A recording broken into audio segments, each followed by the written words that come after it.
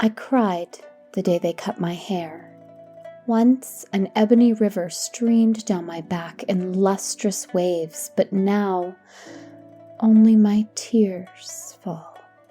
I rise slowly with the morning sun, pulling my frozen feet from beneath the threadbare blanket, setting them down on the cold tile floor. Another wave of ice washes over me. In this dreary place, I am eternally frozen. Even my heart has turned to stone. A faint knock at my door startles me. I crack it open to see my dear friend, Len, her gaunt face awash with worry. Looking round to make sure we are not seen, I bid her inside. "He's coming," she whispers. "Who?" I reply. "Who would come here atop this hellish barren mountain with nothing but childless former concubines?" "The Son of Heaven," Len breathes. Instantly my chest clenches with air caught in my lungs. My head begins to spin. All I can do is whisper, "When?" Almost as we speak. And then I hear them, the palanquins approaching. Muffled voices, formal greetings, countless footsteps as a host of palace officials march through the small monastery. From afar, I hear it. His voice. Deep and confident, I barely recognize it as Li Ji's until I hear him laugh. A small chuckle, but it touches my heart. It speaks to my soul. "Go to him," Len pleads. "He's come for you." No, I insist. He's come for her. He's come for Wu Mei. I am not that woman anymore. My head is shaved bare. My once cherubic face is now gaunt and hollow. Half-starved in this terminal prison, I am no longer the alluring woman he once loved. And so, I flee. The mountainous wind whips at my face, but despite the miserable cold, I find solace in the snow-capped peaks. A frozen landscape for an icy soul. I want nothing more than to disappear. But then I hear it. A soft crunch of snow underfoot. Then another and another. "I've missed you." His breath hot against my neck. I feel a shiver race down my spine. "Why have you hidden from me? Surely you know I've come for you." Suddenly his hands grasp my emaciated arms. I feel his gentle pressure urging me to face him. He pulls me close, and gradually, against my will, I feel my body relax and then fall into him, until we are one, our hearts beating together in time. "I died the day you were sent away," he whispers in my ear. "Only you can save me." I pull back gently and look into his eyes, black with desire. "I belong to Buddha, sire. My life is now devoted to meditation and solitude. I can only pray my mind will someday be freed of the sinful vanities of my youth." "No!" he roars, standing to his full height. "You are Wu Mei, my Wu Mei, my every desire, and you will come home to me." His face is no longer gentle. He is hard and resolute, almost angry. Defeated, I bow my head. And with that, he takes my hand, and together we return to the monastery. Upon entering, every eye glares at me. But with the confidence of a demigod, Li Ji propels me through the gaping nuns and dumbfounded officials. I allow him to steer me to the front of the temple, where she stands waiting, watching. Her blood-red robes embroidered with coy pink orchids complement her hair comb of rubies, her lustrous lips dyed to match. Her thick black hair is boldly styled, and she carries herself with an air of self-assurance I can never hope to match in my rough rags. I bow deeply, keeping my head down, but my eyes sharp.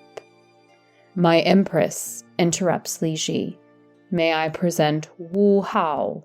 She will be returning with us to court." And then, without another word, we make our way out of the convent. I have only time for a glance back at Lin, wiping away her tears. She is pleased for me, I know, but also fearful. We both recognize that the painful hardships of the nunnery will be nothing compared to the malicious snakes at the imperial court. I just hope I can withstand their venom. Oh, that is so steamy. Eat your heart out, Bridgerton.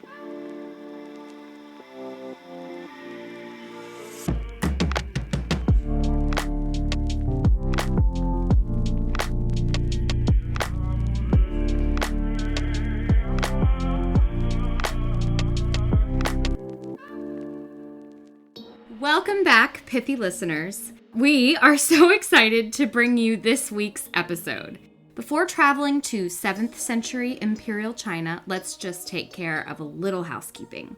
As always, we are incredibly grateful for our patrons on Patreon. If you too would like to support this podcast, please consider joining our Patreon, where we offer exclusive content and exciting extras. Any little bit helps keep the puns pithy and the stories spicy. Or, just as helpfully, please consider writing a review or giving us a shout out wherever you find your podcasts. We may be new, but we want to stick like glue, and therefore we need listeners like you. Dr. Seuss, are you done yet? Almost, I promise. No, you're not. It just happened. It was a natural rhyme. I swear it wasn't intentional. A natural rhyme. We just need to remind our dear listeners about our new Bubbles and Bite. Absolutely. As we introduced last week, we're offering drink pairings for each month's episodes. Take some time for yourself. You deserve it. You've earned it. Mix up one of our custom cocktails, thoughtfully tailored for every scintillating subject, and enjoy. One listener slid into our DMs saying she thoroughly enjoyed getting a little tipsy and titillated by our not-so-virginal Venetians, paired with a strong, cloistered Campari. I really enjoyed that someone had truly done the work and been like, I'm going to make this cocktail, I'm going to sit down, and I'm going to enjoy my time. How did I miss this? Oh, you didn't see it? Oh, it's in our Insta. It's excellent, and I hope that you will all do the same. But if you are taking in today's episode with a stiff drink, and I can only say it would improve it, do not worry. It is not the alcohol talking. Our subject today is this staggeringly remarkable and crazy, and vindictive, and violent, and alluring. The Emperor Gaozong's one and only Wu Zetian. All right, I'm ready. I'm confused. What is this woman's name? In the intro, you called her Wu Mei and Wu Hao, and now you've introduced her as Wu Zetian. Can you please pick a lane and stay there? Usually, I would completely agree with you, especially in an audio setting. Multiple names for the same person is confusing. But Your favorite word? But Chinese naming traditions are very important and reflect not just who the person is, but what they represent. So, while history knows our subject as Wu Zetian, that was her title as Empress Regnant. But when she was the Empress Consort of Emperor Gaozong, she was referred to as Wu Hao. And when she was the concubine of Emperor Taizong, she was called Wu Mei. So just getting all of my ducks/woos in a row. In the narrative, Emperor Gaozong refers to her as Wu Mei up until she's introduced to his empress as a newly added consort, at which point her title changes instantly to Wu Hao. Spot on. What was her birth name? No idea. Great, of course.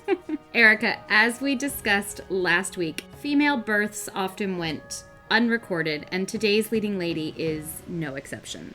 The woman we are discussing today, the woman who would go on to be the one and only ruling empress of China ever, one and only, was born to the Wu clan, and that's the only birth name we can give her. But, slightly helpfully, women retain their surname even after marriage. So while the given name might change, her paternal surname remains constant, Wu.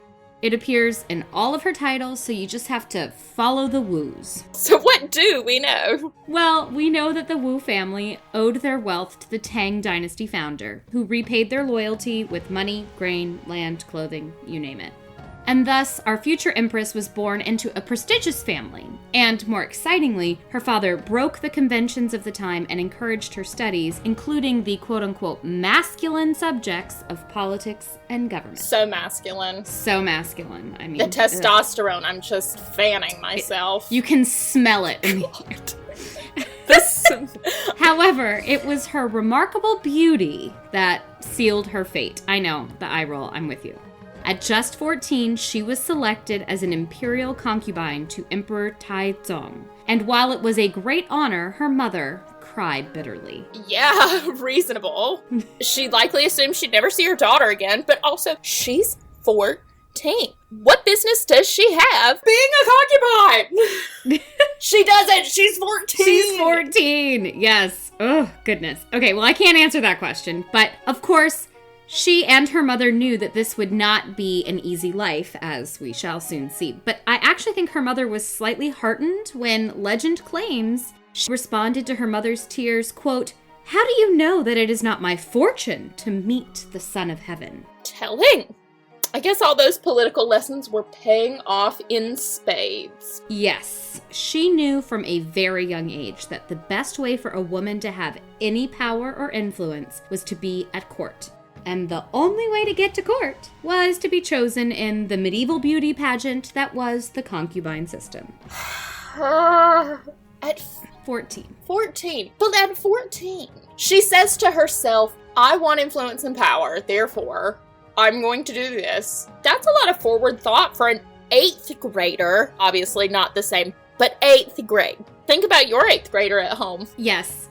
Her forethought, we will discuss it, and you can form your own opinions as to how much thought she gave things and how honest she was about her true feelings, or if it really was just all a ploy. Okay. And we'll get there. Formulating. But I am pretty sure that reality came crashing down on her when she learned that her position within the 5th of the 9 imperial ranks as concubine was really just a laundress.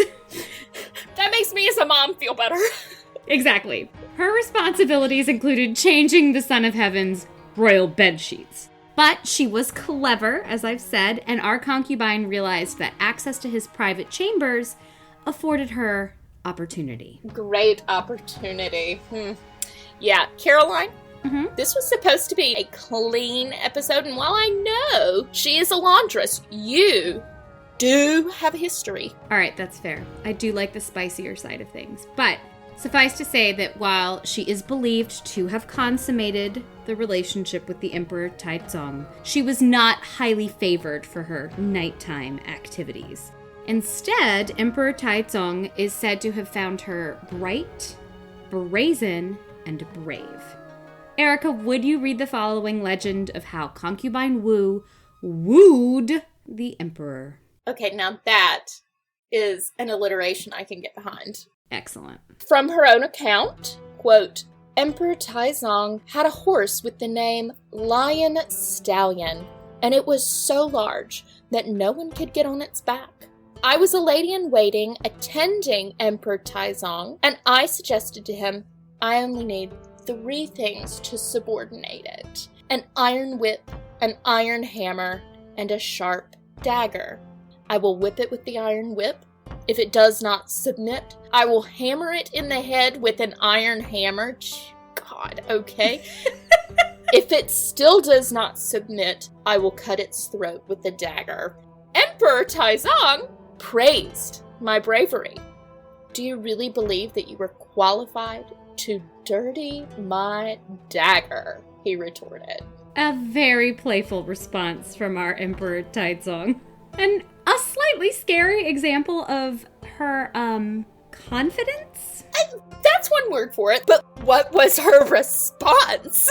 I don't know. I don't have the response. No response. I have no response for you. I'm so sorry. No response, Wu. What is this? I'm sure she had one. I'm sure it was witty. Just imagine. I'm sure it was pithy. There it is. And there is plenty more where all of this comes from, so just buckle up. Yes, I am so ready. Give me more medieval sass. It is at this point that I can finally give you a name for our leading lady. It's not Wu Zetian? No, we're not even close yet. Obviously, we don't get to give her a name, but Emperor Taizong did, and he bestowed her with the art name Of course he did. Of Wu Mai. Art name? Yes, and I do apologize in advance for simplifying this, but to keep from being bogged down in non-essentials, think of it like a professional name. So in this case, she was Wu Mei, meaning glamorous, kind of like glamorous spice. Oh, I'd take that over posh any day. I'm partial to a ginger spice myself, but I did spend most of my life as a redhead, so... Glamorous or not, she was certainly not his favorite concubine. And that left her with some free time. And that led her to make some dangerous decisions. Ah, so scary spice. Oh, yeah. In the end, that will be the appropriate moniker, if not, frankly, too weak of a term for her. But we're not there yet. Dun, dun, dun! Exactly. Suffice to say that this 14-year-old girl was not exactly enamored by the middle-aged emperor, no matter how divine. Instead, she was quite intrigued by his youngest son with the empress, 4 years younger than herself, in fact, named Li Ji. And the feeling was mutual. To become one. Indeed they did. And while there are a few historian holdouts, most agree that their affair likely started during Taizong's reign, which, in terms of an ickiness factor, is pretty high up there. But it's no hunkle, husband, uncle, for those who are just joining us. No, it was not the fate of poor Joanna the Sad. But, luckily for the young couple, dear old Emperor Dad died in 649, and somehow, out of 14 sons, the crown passed to 21-year-old Li Ji, and he was not exactly a prime candidate. Inexperienced and sickly. Not an auspicious combo. No. He was only named heir because his 2 elder brothers were banished in disgrace. And as we've learned, primogeniture can lead to some truly terrible leadership. But while Li Ji, now known as Emperor Gaozong, had the good fortune to win the title, Wu Mei did not. As a childless concubine, she was sent to Ganye Temple along with her fellow baron consorts. Custom dictated that upon the death of their emperor, his women without children were to become Buddhist nuns, spending the rest of their lives under the strict restrictions of monastic life in an effort to erase all memory of their sinful vanities while at court. As we've already heard, their heads were shaved, their clothes removed, and their souls laid bare. They were forbidden to speak with one another, could not correspond with friends or family, and relied upon future emperors' largesse for their daily rations. And all too frequently, it was not enough. Yeah, I can imagine it's not enough. This is worse than the Venetian nuns. Much worse. I can't disagree. Significantly worse. Significantly worse. And remember, many of these women were young. They'd won this medieval beauty pageant, and they had their entire lives ahead of them, and were now resigned to a half-starved existence of cold stone floors and rough, raw rags. No, thank you. No, none for me. I pass. I imagine that Wu Mei felt the same. But... her knight in shining armor / her sickly lover-turned-emperor could not live without her. I will admit, when you recited your steamy reunion, I died when you went away. My every desire. I was imagining someone a bit more dashing. I am so glad you enjoyed it. Shonda Rhimes, feel free to give me a call. But, yes, reality can be oh so disappointing. He's no Reggae Sean Page. He is not. Historians again debate how she returned to court. All of them agree that Emperor Gaozong went to Ganye Temple under pretense of prayer, but with the intention of bringing his beloved home. Tradition be damned. Which I'm going to say now is pretty much the boldest thing he does in his entire reign. So he gave it all in one go. This was it. Most sources agree that upon seeing each other, they both wept with joy and sadness, and many claim that his Empress Wang, saw this display and became incredibly jealous. Shock of all shocks. Shocking. Another faction claims that it was, in fact, Empress Wang's idea to bring her out of retirement. While the Empress might hold the supreme title, she did not hold the Emperor's heart. He was besotted by the lovely consort Xiao, with whom he already had 2 sons and a daughter, while Empress Wang remained childless. In hopes of luring Emperor Gaozong away from her known rival, consort Xiao, Empress Wang encouraged the emperor to bring back his first love, Wu Mei. Oh my. This is much better than the Real Housewives. The intrigue is really just chef's kiss. On point. Chef's kiss. The real consorts of Imperial China. I can only imagine that they were just as melodramatic. That's why we left them. Indeed. No matter why Wu Mei was recalled, she was. And while the court was horrified, after all, she had belonged to the emperor's father, they eventually just got over it. Bring me my smelling salts, please. Woo! But Empress Wang did not. If this really was her idea, it backfired spectacularly. If it wasn't, then at least she didn't have to feel completely responsible for her own downfall. Once back at court, Consort Wu easily became the favorite. And of course, the rumor mill was primed and ready. All sorts of tales trailed her wherever she went, the most egregious of which claimed that she was only recalled to satisfy the emperor's obscene sexual delights that no one else within his concubinal system were willing to entertain. Well, that's dirty. And isn't it a predetermined fact that she's not particularly prized for her bedroom delights? Well, not by his father, but maybe she was willing to do other... You know what? I don't know. Okay. While this sexual delight situation is likely not the case, it is clear that the pair got right to it. Consort Wu gave birth to a son named Li Hong right away in 652, followed by another son in 653 named Li Xion. Busy. And during these first few years of connubial bliss, Consort Wu struggled with her place at court. The real consorts of Imperial China were unhappy. Once Empress Wang discovered Emperor Gaozong's overwhelming, not only desire, but true love for Consort Wu, she resorted to sabotage and in fact actually teamed up with her former enemy, Consort Xiao. I love a team up. Oh, just wait. You really don't want to be part of this one. The two has-beens decide to plot against the new favorite, but fail to dampen the emperor's ardor. Instead, by 654, Consort Wu is firmly entrenched as his favorite and his political confidant, and she's pregnant again. 3 kids in 3 years? Couldn't be me. Couldn't be me. Could not be me, no. But I am sure that her many attendants and nannies and cooks and wet nurses helped her out. But yeah, still no. This time, Consort Wu gives birth to a daughter. However, soon after the birth, the newborn was found dead, showing signs of strangulation. Are you... Take your time. You have got? Nope. This happened. Yeah, but just wait. It gets weird.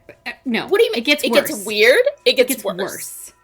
And it gets a little weird. I'd almost rather it just be weird than worse. Like, what's worse? Just wait. I don't want to know, but I'm gonna find out. Consort Wu knows who is responsible. She instantly accuses Empress Wang of murdering her baby girl. According to witnesses, she was seen near the child's room, and the emperor is easily convinced that his childless empress murdered his little girl out of jealousy, and Empress Wang is unable to provide an alibi. Oh, this is too simple and too easy, and you said worse. I did.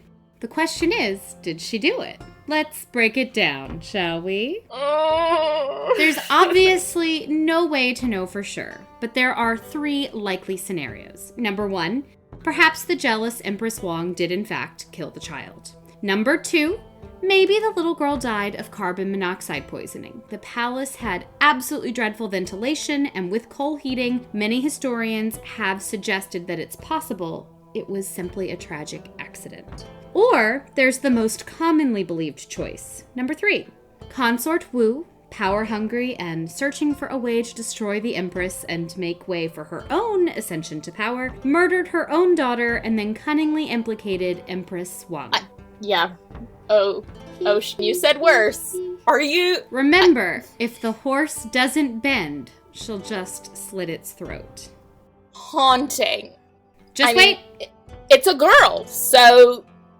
She's disposable. Yeah, she didn't do it to one of the boys. Yeah, well, actually, it's coming. We'll see. Just wait. So, no matter the truth, the emperor believed his beloved Lady Wu and was easily persuaded by his confident and forceful consort to depose the empress. I will spare you the palace rigmarole. Suffice to say, Emperor Gaozong is very indecisive and pretty weak, so it took a while for him to act in a way that Consort Wu desired. But eventually, both the Empress Wu and Consort Xiao, who was somehow later implicated as an accomplice, were placed under house arrest. 2 birds, 1 stone? Oh no, the stone is yet to come. After being locked in a building with no windows and no doors, just a small hole through which food was delivered, the emperor decided perhaps they'd served their time. And Consort Wu definitely did not feel that way. Bingo, yeah, she was pretty pissed. Mm-hmm. And if they had murdered her child, then reasonably so. She was But also if not. She was concerned that her irresolute husband would release them, which would not do. She decided to act. She had both women caned 100 times, their hands and feet cut off, and their mutilated bodies placed into large wine barrels, supposedly proclaiming, "Let these 2 witches be drunk to their bones." Oh my. It is not often that I am speechless. It's intense. Upon hearing her fate, the Empress is said to have acted with dignity, which I could not do. Yeah, me too. The consort Xiao did not, and therefore is much more on my level of thinking. Legend claims she screamed out, "Wu is a treacherous monster. I will be reincarnated as a cat, and she will be reincarnated as a mouse so that I can grab her throat forever and ever."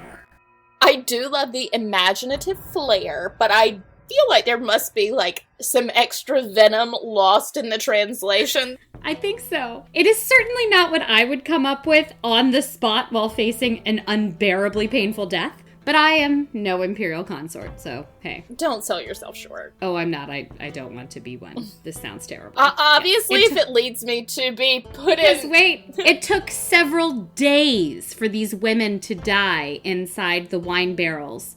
Handless, footless, and caned. How did they not just drown? I don't know. I don't have the answer to that.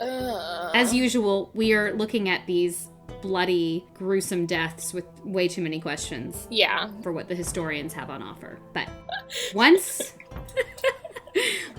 mercifully dead, Consort Wu, though she won't remain a consort for long, had their bodies removed and beheaded. But she was evidently a bit nervous about Consort Xiao's curse. She forbade the palace and its personnel from keeping cats as pets, and eventually she just outright banned cats in the entire capital. No cats, so that they couldn't catch her as a mouse. She also had terrible nightmares, to the point that she encouraged, which really just means she told, the emperor to designate a second new capital in the eastern part of China, in Luoyang. And then she moved there, never wishing to live in the city where her enemies lay buried again. If I were the falsely accused consort Xiao, I'd haunt the crap out of her. I would be there every waking moment. I would stand really close to her face and just whisper until she woke up and then just stare. I would be a great ghost. I'd be a great ghost. And you know what? You/consort Xiao will not be alone in these ghostly endeavors. There are plenty of victims yet to come. Tell me everything. How many sides do we have today? 2, actually. You're so welcome. I came prepared for you. She started with the offspring of the murdered ladies. The soon-to-be Empress Wu put Consort Xiao's daughters, who were, remember, princesses, her husband's children, under house arrest inside the palace and refused to allow them to marry for 17 years. Only when her son actually intervened later on were they allowed to wed, but they were handed over to 2 lowly imperial guards. Like, were they even, like, right when they came out of that? 17 years? No. I can't. No. I mean, I'm a great conversationalist and excellent company. Obviously. But even I would get tired of myself after 17 years. Well, they had each other. There were 2 of them. And the son was not placed under house arrest, but he honestly did little better. He was permitted to live, but she continually trolled him with treacherous accusations and demotions. And when she became empress of her own dynasty, which, we will get there, she had him killed. It was 40 years later, but damn, could this woman hold a grudge. Like superglued. Do not piss off Empress Wu. And empress she now was. Within a year, she officially wed Emperor Gaozong and became empress. More than that, she became his partner in all things. Actually, no. Not partner. She was the dominant personality and driving force of the entire empire. One historian described him as putty in her hands. I'm sure she at one point loved him. I'm sure, right? But here's the other thing. How difficult and terrible must it be to be married to your intellectual inferior? No, not for power, not for anything in the world could I yoke myself to someone incompetent. Couldn't be me. I can't disagree. I frankly wonder if it was all a plot from the beginning. Many traditional Chinese sources claim her motivations might have been less than loving from the get-go. But it's highly contested. There's really no way to know. It also easily be inspired by her gender. After all, female rulers, especially at this early time in the medieval history, were always viewed with suspicion. So we can't really say. Why aren't they simpering and fanning themselves? Oh, their little women brains can't do it. Why are they more than wounds? Yeah. So no matter the reason, she was now firmly entrenched in power. A year after her ascension, she convinced her allies at court to petition the emperor to remove his first son from the line of succession and instead name her firstborn, Li Hong, as heir presumptive. Clever, have someone else suggested. It seems a little less self-serving, but only... A little less. Only a smidgen. Only a smidgen. Yeah, this lady was very clever. She was a political mastermind. Like pawns on a chessboard, she used her advisors and chancellors, moving them to and fro for her very own purposes. And unlike her weak husband, she dispensed punishment quickly and effectively. Exiles and executions soon let the court know who was in charge. She even started to posthumously strip former honored members of the court of their titles. Little salt in that wound. Don't get me wrong. Effective punishment, very important in ruling an empire in my obviously prolific experience. But the posthumous stripping of titles... Unnecessary. That just seems a little petty. It was petty. Yep. She was present for every imperial meeting, sitting behind a very obvious pearl screen and wearing yellow like the emperor, which was completely unprecedented. She held court over the court. The pearl screen? Where can... The pearl screen! I did include that because I was like, oh, fancy. Where can I get one? You have a better chance of finding one in Japan than I do in San Diego. Accurate. When the emperor struggled with difficult decisions, he just asked one of his chancellors to pop behind the screen and consult the empress. So, really no hiding this. From the Song Dynasty historian, quote, "The great power of the empire all devolved on the empress. Promotion or demotion, life or death were settled by her word. The emperor sat with folded arms." I want to love her daring and her drive. After all, when does anyone ever hear of a woman with so much power in the 7th century? But that darn murderous escapade with the daughter and the wine barrels, it makes it difficult to praise her and to be on her side. The wine barrels. I want to be on your side, Wu. I want to be on your side, but you're making it difficult. I can't get behind that. No, I found myself throughout this episode oscillating between love and sympathy and hate, compassion, and embarrassment almost. So Lady Wu is an enigma, and she was oh so cunning. Knowing that the people were, at best, ambivalent to their tacit emperor, she proposed that he embark upon a ceremonial sacrifice to heaven and earth at Mount Tai, a theatrical ceremony that had only been completed once or twice before due to its expense and its physical difficulty. It was also really only meant for emperors who had accomplished staggeringly impressive deeds, which our meek little Gaozong had not. But she insisted. And not just the emperor, but the empress as well, would climb the mountain to give sacrifices and cloak themselves in symbolic power. Sneaky. I rather envision her as a fox here. Small, beautiful, clever. But that's not to say that she didn't have any positive effects on the government. While she was nepotistic and, I hate to say it, power hungry, she was also astute. It was she who proposed the establishment of a palace exam to find intelligent, talented people from the lower classes and employ them as government officials. I can see that. While her family had money, it wasn't exactly the top of the food chain. It does make sense that she would believe in some social mobility here. Social mobility and loyalty. Key. Building people up from nothing means that she had a host of officials who were loyal to her. It also lets her get rid of idiot nobles who were completely useless, or, actually even better, cunning nobles who wanted to destroy her. I can do more with idiots as long as they're compliant than people with actual brains. What are you doing with these? Never mind. Oh. And of course, it was also just really good for the government and helped it run more smoothly. She ruled alongside her husband for 28 years, and there were a few times that he started to question her power. Ooh. One in particular was when she was accused of using witchcraft, which was obviously spurred by jealous advisors. Obviously. However, she had spent a large amount of time cultivating an entire palace full of spies. She knew everything that happened in the palace, in the capital, in the empire. She was oh so well connected. Truly masterful. And so she arrives just as her husband holds the edict to depose her, throws herself at his feet, and reminds him of their eternal love. Oh God, I know where this is going. He looks from her to them, back to her, before deciding to arrest her accusers instead. Shock and awe, surprise, never been done before. What? And damn, did they suffer. Oh, not more wine barrels. No wine barrels. The arrested advisors were accused of plotting treason and were executed, but I do not think it was quite as gruesome, grotesque. However, their sons were also executed, and their grandchildren imprisoned.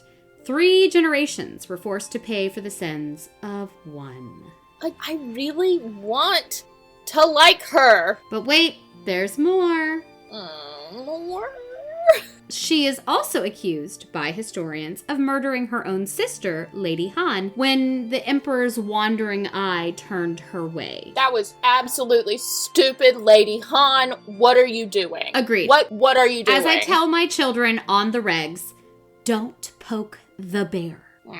And when her sister was dead, the emperor then turned his attentions to the sister's daughter, Empress Wu's niece, supposedly wishing to make her a concubine. Can he not keep it in his britches? He's as indecisive in love, quote. Literally pick any other woman. More indecisive in love than he is in politics, and my God, if that's not saying something. It's saying something. And you know what? Somehow this young beauty was poisoned. Oh my God, how? I can't think of anything. Shocking. Yes. Huh. The Empress was also shocked, or so she claimed. Somehow, poison was found in the hands of her much disliked cousin, and she pointed her deadly finger and bye-bye.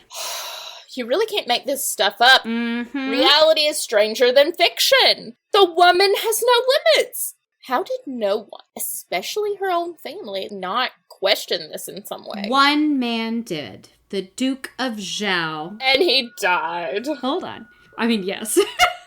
Hold on, we'll get there. The Duke of Zhao, her nephew, son, and brother to the deceased. He suspected that his aunt, Empress Wu, was in fact responsible, though he actually had quite a few private skeletons in his own closet, including the fact that he was sleeping with his own grandmother, Empress Wu's mom. But that is a rabbit hole that we do not have time for today.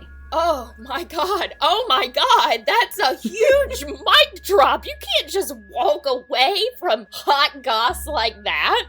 And yet, Empress Wu... Is this the small bite? Is this the small bite? I don't think so. That's all I have for you. They were sleeping together. You know, if I find weird incest, I put it in. I cannot help it. I do think it's entertaining. I'm sorry to the generations that came out with 6 years or something. Empress Wu was wary of her nephew because of his concerns about her involvement in both of his family members' deaths. So she preemptively accused him of raping a young girl, a princess, in fact, who was actually intended for her own first son, Li Hong. Dang. And so to exile he goes, where he was either murdered or ordered to commit suicide. Potato, potato. Tomato, tomato. And it just gets worse.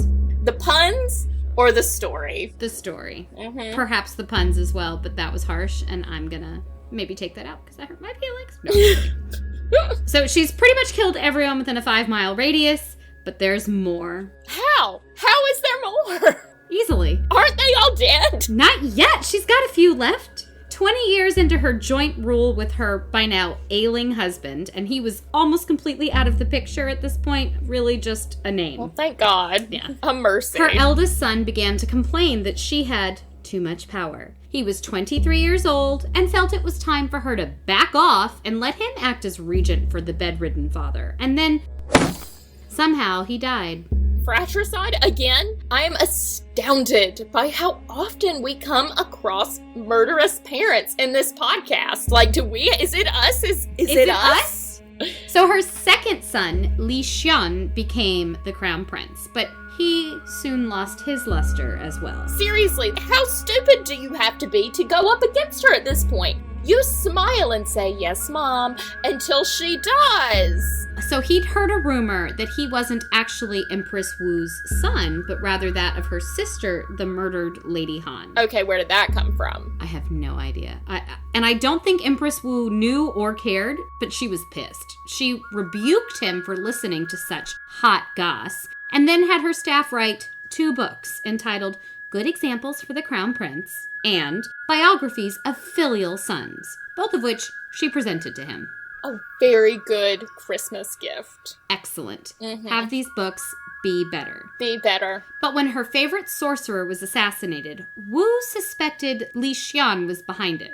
Likely because the seer had a vision wherein Li Xian was unsuitable to inherit the throne. She was also unhappy about his penchant for women, lots of them, and men, also lots of them. She accused him of treason and the assassination of her favorite sorcerer and sent him to exile under house arrest. What? No murder? No, believe it or not. No, she was concerned she might run out of sons, so she had to be careful. Fair. So her third son, Li Xian, and I apologize, but my understanding of Mandarin is too poor to accurately differentiate here. Both her second and her third son's names are spelled the same way in English, but they do have different Chinese characters. So her third son's name, to me, also looks like Li Xian, but he was now the crown prince. And then, perhaps just to help us out millennia later, he then changed his name to Li Ji. So third son. Thank you, Li Ji. Third son, Li Ji. He's ready to take over when dear Papa dies, which, in 683, the sickly Emperor Gaozong does.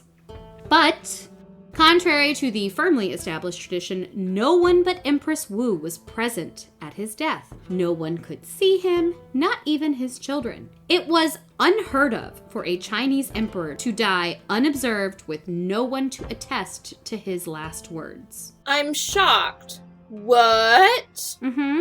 Can't imagine what might have happened. You and the rest of China. It seemed very plausible that she might have helped him go gentle into that good night. The third son was ordered to Luoyang, the eastern capital, where she chose to reside due to the ghosts of the western capital, and then told to shut up, sit down, and get out of her way. But again, her sons continued to underestimate her, or actually in this case, the son's wife. The new empress refused to accept her role as puppet, and rather like her predecessor, Lady Wu, endeavored to use her weak, emasculated, incompetent husband as a pawn. Like father, like son. The new empress convinced her husband, the puppet emperor, to appoint her father as the prime minister, along with a flurry of other honors. More nepotism. It's the dynastic way. But Empress Regent Wu was having none of it. After just 6 weeks, she deposed her third son and replaced him with number 4.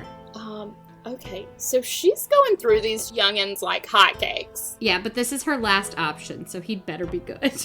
Li Dan, son number 4, became Emperor Rizong. And thank goodness she had so many sons with which to play musical chairs. And finally, Empress Regent Wu had learned her lesson. No more Mrs. Nice Guy. And yes, I'm saying that she was nice to the last one. She doesn't even bother with pretense anymore. She is the power, so she sits on the throne. No more screens, no more puppets. Her son, the actual emperor, was moved into his imperial quarters and never again appeared at any imperial functions.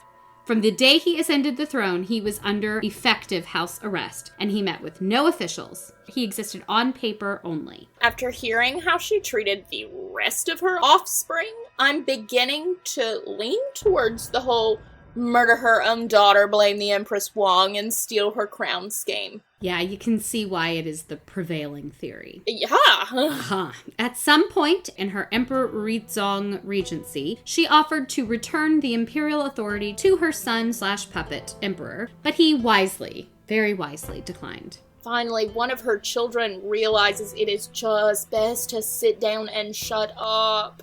Either that or off with his head.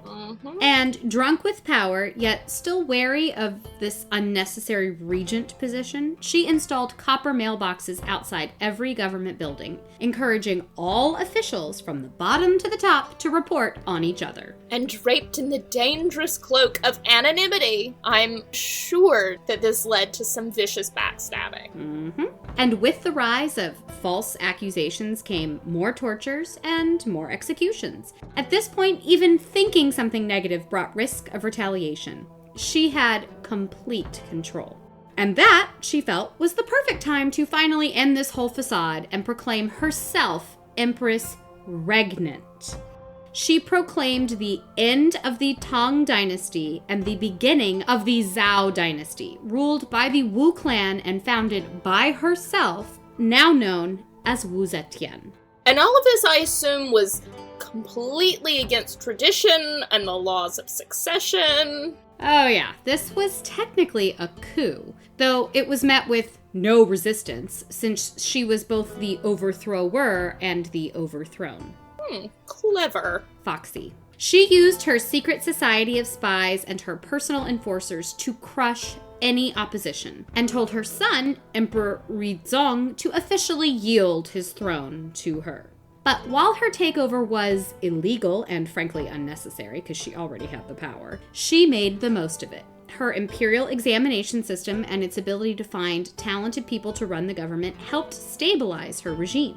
While it meant chaos for her personal life and those of her family and their surrounding factions, for China, her rule meant economic security, an efficient and streamlined government, and a relatively peaceful time with just a few border skirmishes. Yeah, but her personal life, let's get back to that. That is the good stuff, I agree.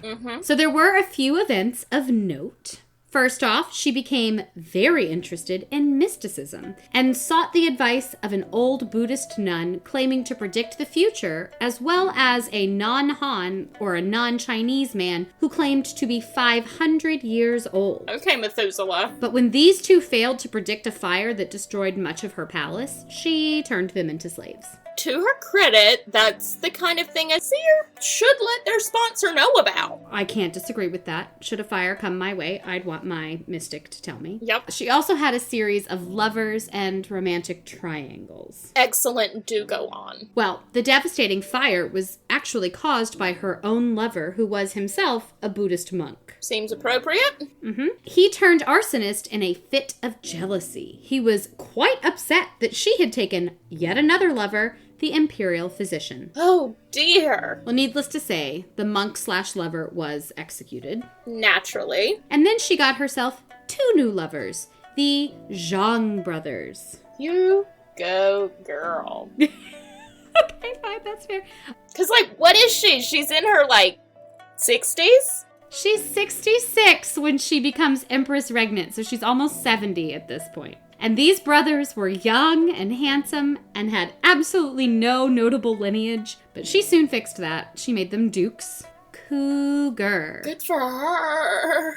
So like Catherine the Great, the histories make much of her sexual appetites, including her preference for younger men. Because heaven forbid a woman over 50 still like it. Exactly. So here is a great quote from one of her leading biographers, Mary Anderson. Erica, would you do the honors? Empress Wu had a, quote, string of virile lovers, such as one lusty, big-limbed lout of a peddler, whom she allowed to frequent her private apartments.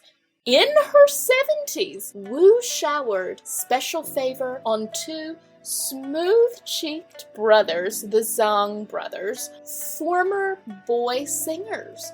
One of the brothers, she declared, had a face as beautiful as a lotus flower. Wow, okay. While it said that she valued the other for his talents in the bedchamber, unquote.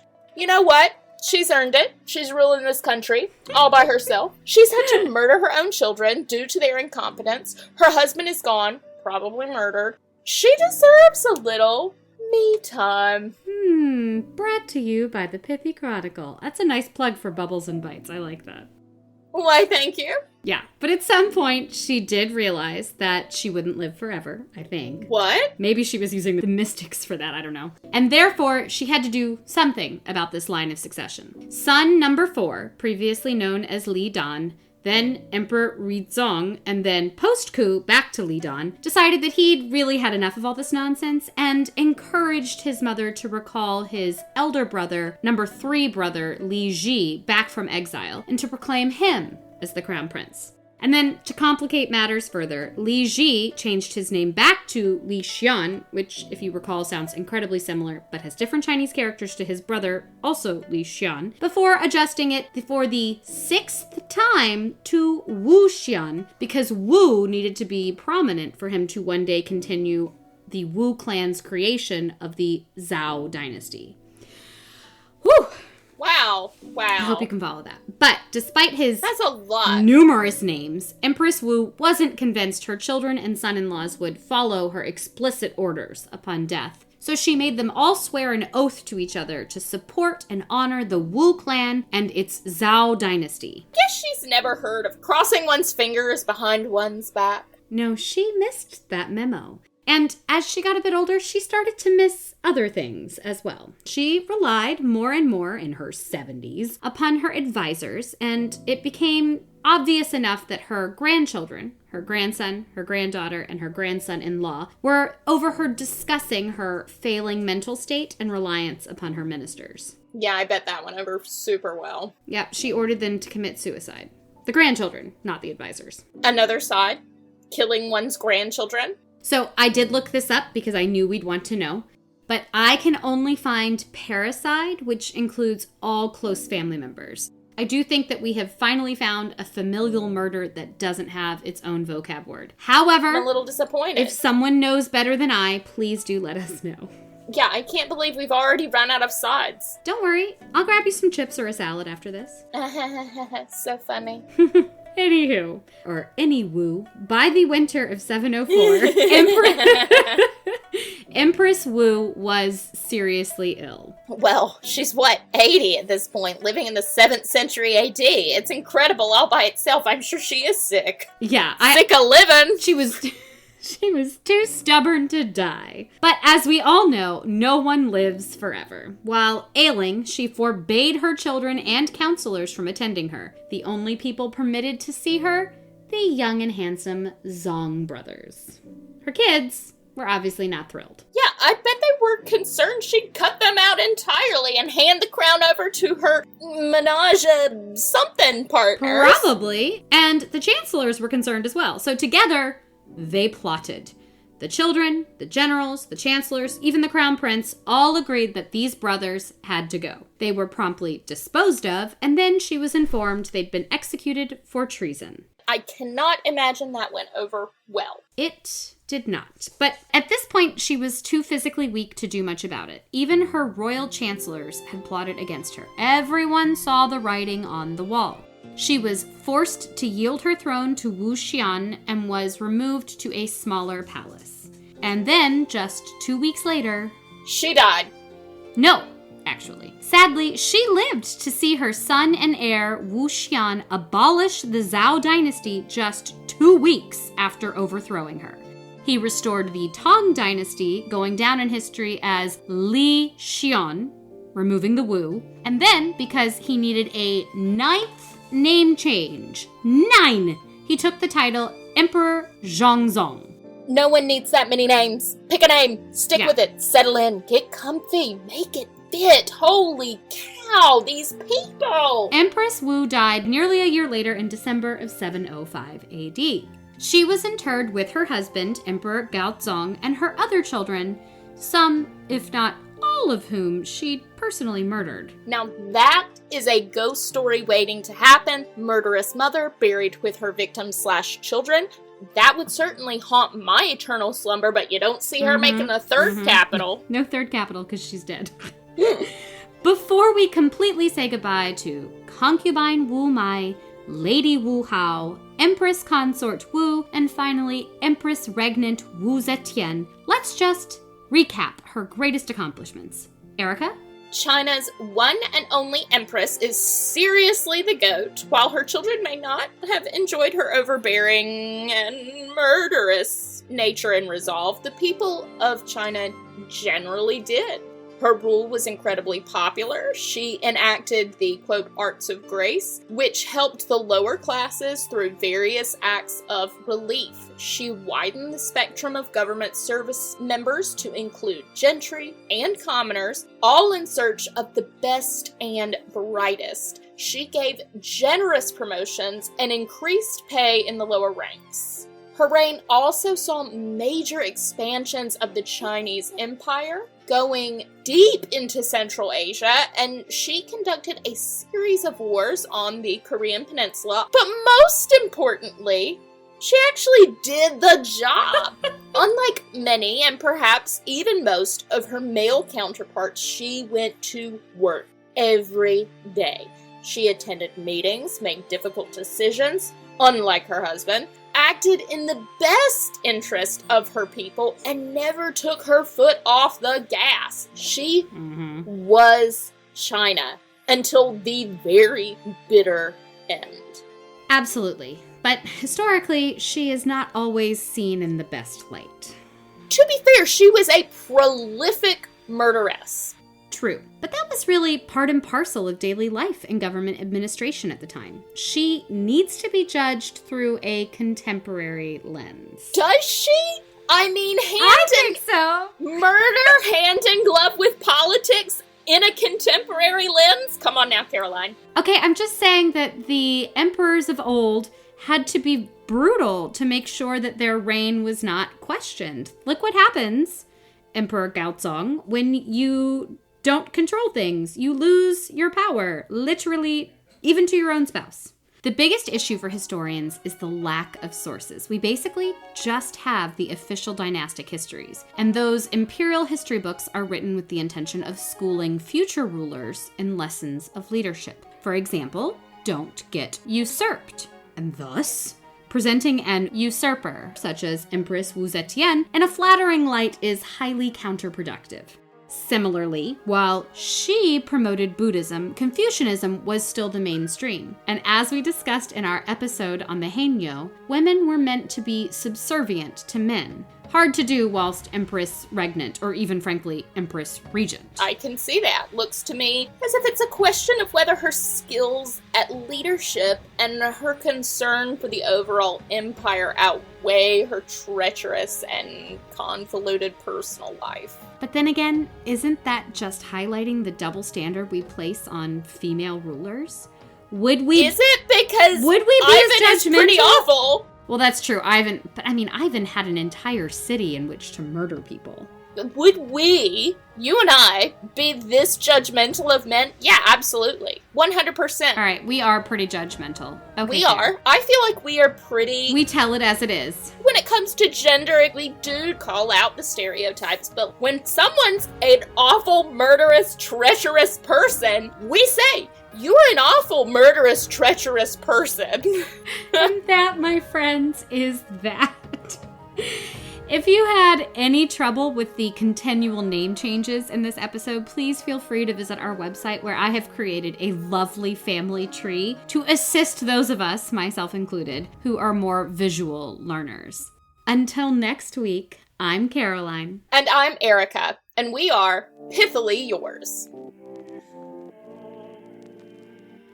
This episode is brought to you by the Pithy Chronicle, LLC. The Pithy Chronicle is intended for education, entertainment, and non-commercial purposes. Any views or opinions expressed in this podcast are personal and do not represent those of people, institutions, or organizations that the owner may or may not be associated with in a professional or personal capacity. While we offer lots of sarcasm, this podcast does not offer any advice or services. Listening to this podcast may induce fits of laughter, unexpected distraction, or uncontrollable rage at the subjects, hopefully not at us. We hope you learned something today. If not, so sorry. Please be advised we are not experts in the following fields: medical, legal, financial, technological, thermonuclear engineering, submarine warfare, neuroscience, or cat husbandry. Thanks for listening to our little disclaimer. Just covering our history-loving asses. Bye!